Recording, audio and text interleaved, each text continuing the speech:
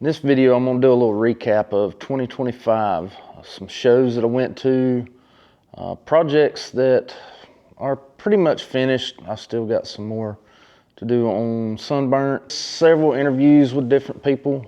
That was a lot of fun. And if you wanna see any of this, you can go back on the channel and check it out. The first show that I went to this year was C10's After Dark in Myrtle Beach. It was a companion show to Run to the Sun, which is a massive show. Chuck was able to go to that one. He shot some footage for that. Then the next show I hit was C10 Resurrection. It's a local show that's growing pretty good size. I'm looking forward to that coming up. Smaller show. Really enjoyed that one. So if you're in the Central North Carolina area, you want to check that out in 2026. The next show, Chuck and I hit a J.C. Hodges Memorial Cruise. That was a small local show for a local hot rodder that passed away, and they did a show for him.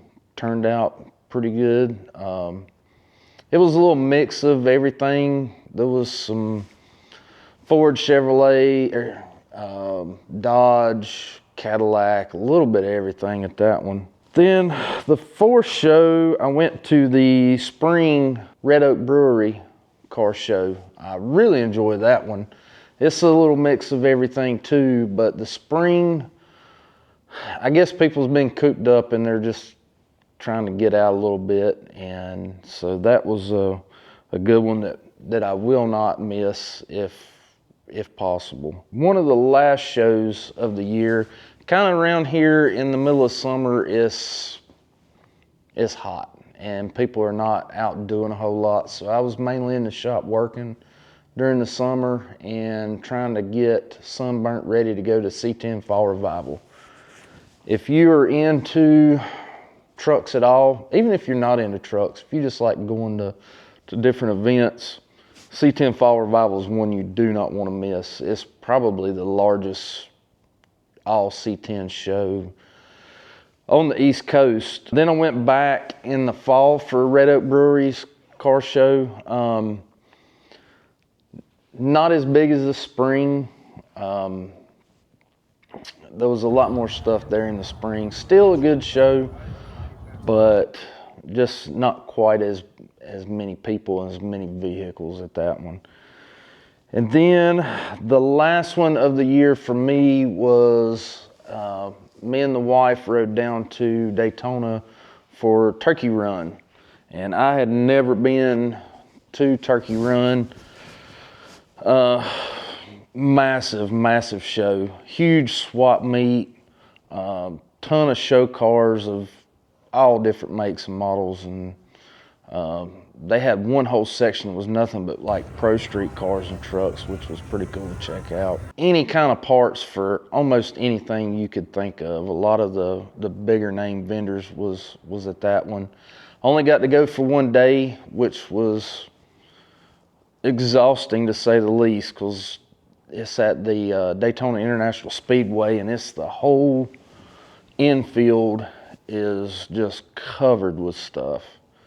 And I'm planning on, if everything goes right, we're going to go back to that one next year. And I have a good close friend, him and his wife, I think are going to go with us. Some of the interviews I did, that was something new to the channel this year. I did an interview with Chris Wilson and his 69 C10 that's on a Roadster Shop chassis, and man, just an incredible truck. I think it was built by Jason Mode at New Creations. But anyway, Chris was the first one I did, and I'm not gonna lie, I was nervous. I'd never met Chris, maybe saw him in passing, never really sat down and talked to him. And he came over to the shop and made a new friend for life, I feel like. And then I did an interview with Michael Tucker, Tucker's Chop Shop, with his, I think it's an 83 square body that's LS swapped. Met him at a show last year, and man, it's like we've been friends for our whole life now. See him around, talk to him occasionally on the phone or online or something. So thanks, Michael, for coming over and doing that one. And then Arturo, I met him, I forget where I met him. I met him at a show somewhere and saw him again at Fall Revival this year, and finally got a chance to meet up with him and do an interview with him and his, I believe it's a 92 OBS. Very, very clean truck. I love OBS trucks. They're some of my favorite trucks out there, and his is a very nice example of a clean OBS. As far as in the shop this year, worked on Sunburnt for most of the year, and like I said, I still got some stuff that I need to do to it. That was mainly my focus for 2025.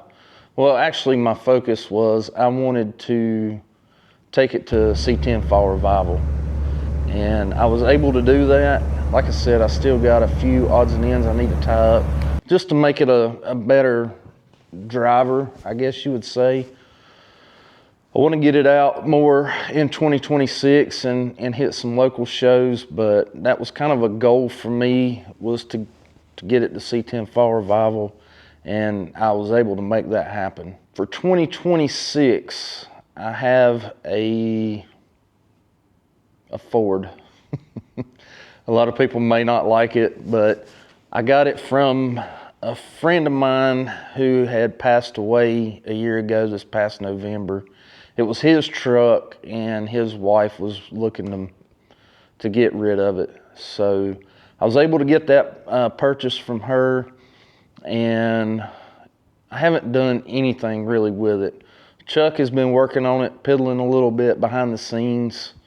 I've been trying to collect a few parts here and there. It's not going to be a huge build, but it's just going to be kind of a runaround truck. It's not in the greatest of shape, but I don't know what I'm going to do with it yet, but that's going to be coming up in 2026.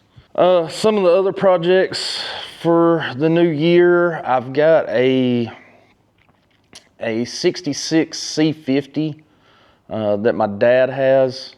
It's an old dump truck that he used when he farmed a lot. I was able to purchase a C30 dually chassis, and I've got a 6-liter LS sitting on the stand, and I may work on that or I may not. Chuck is working on I think Carl is a 67 or 68 one-ton dually. So we may end up parting the C30 chassis out. It's got a motor and transmission, wheels and tires. Well, actually, it's got a cab on it. But he may end up parting that out and using it on his 67 or 68 dually. And if he does, so I may not do anything with the 66 C50.